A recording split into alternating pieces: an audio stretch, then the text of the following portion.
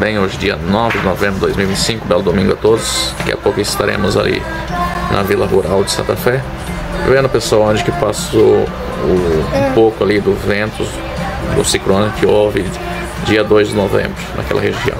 Dá uma passada por ali, ver como é que está, né? Mantendo vocês mais informados.